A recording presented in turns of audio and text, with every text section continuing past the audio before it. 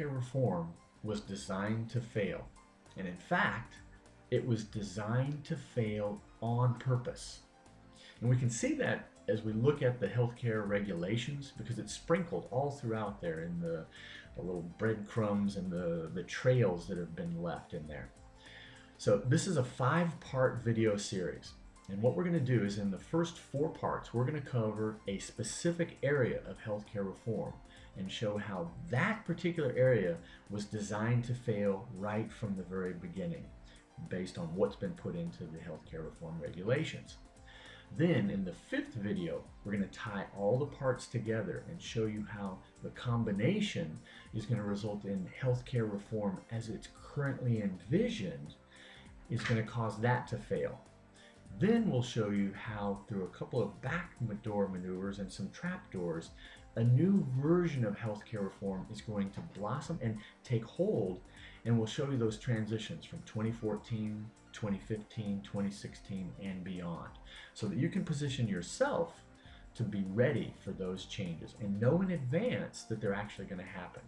So, my name is Tim Thompson with SPF Insurance, and I'm your healthcare reform expert. Today we're going to focus on the health insurance plans that are expected to roll out in 2014. And these were created by healthcare reform. In February of this year, the California Exchange introduced the outline of what the new metal plans were going to look like. And when I say the metal plans, I mean the platinum, gold, silver, and bronze plans. Those are the 4 plans that are going to be introduced in the exchanges and off the exchanges beginning in 2014.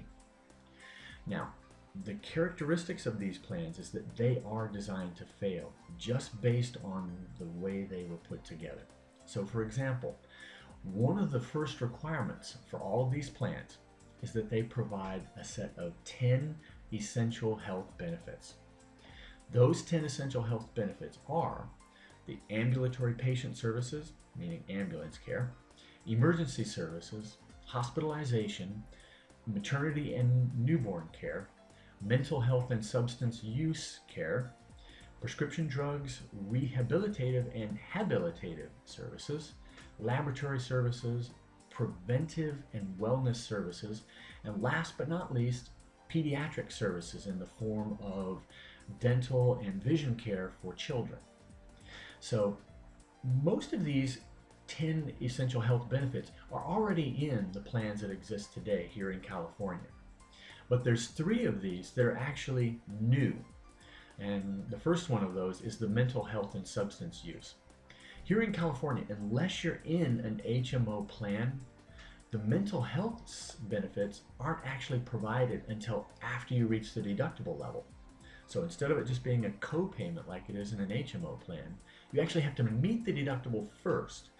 Then you begin getting benefits by just paying a co-payment. So that's a big difference. So that's been added into all of the plans that are going to be available in the 2014 timeframe. The second one is the habilitative care. And what that means, it's very specific in the code. It's habilitative care for children, and in particular, children with developmental disabilities. And the idea is to be able to provide them with habilitative services so that they can attain new levels of capability. That's not something that's currently offered in any of the health insurance plans. And then the last one is the pediatric services, meaning dental care and vision care for children inside of healthcare reform plans. Now, I'm not making a value statement about whether it's valid to add any of these to our required health insurance benefits. I'm not saying anything like that at all. I'm just pointing out what's different between what we have today and what's going to be in these plans in the future. And all 3 of these plans, when you add benefits into a health insurance plan, they have to be paid for somehow or another. And that typically means the premiums go up in order to compensate for the extra costs of those benefits. All right. Now, the next component of all of this is that the plan here in California The Federal Reserve, or the federal government, basically gave each state the ability to pick one of 3 different ways to pick a baseline plan to make all of the health plans based on that one. Hardly good way to say that, but what they gave the options were, there was 3 different ones, and here in California they selected to pick the HMO plan in the small group marketplace that had the greatest population of people using it. And that turned out to be a Kaiser HMO plan. So that Kaiser HMO plan became the basis for the metal plans, the platinum, silver, gold, and bronze plans. They're all based on an HMO plan from Kaiser. So, as you can imagine, HMO plans versus PPO plans, if you've listened to any of my videos in the past, I describe HMO plans as being kind of like the Cadillac plans, because everything's a copayment. Anything you need is just a simple copayment. Whereas with a PPO plan, you have a deductible that you also have to meet. So the HMO plans tend to be higher and richer in benefits. That was the starting point for all of the new benefit plans that we're going to see in the health exchanges in California in 2014. So again, if you have an HMO plan, it's typically going to cost more than a PPO plan. So again, more costs were added into these healthcare exchange plans. The last part of it is, we're going to focus on this last part on the silver plan inside of the exchange, because the silver plan is the one you have to have. You have to be in a silver plan in order to qualify for subsidies from the federal government. And in the subsidies, they're going to pay you for a part of your premiums if your income is below 9.5%. But the plan itself has a maximum cap of a $2,000 deductible.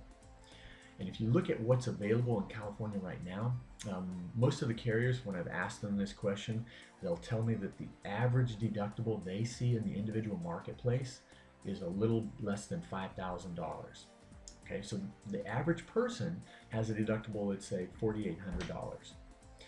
The new health care reform plans, the maximum deductible is going to be $2,000.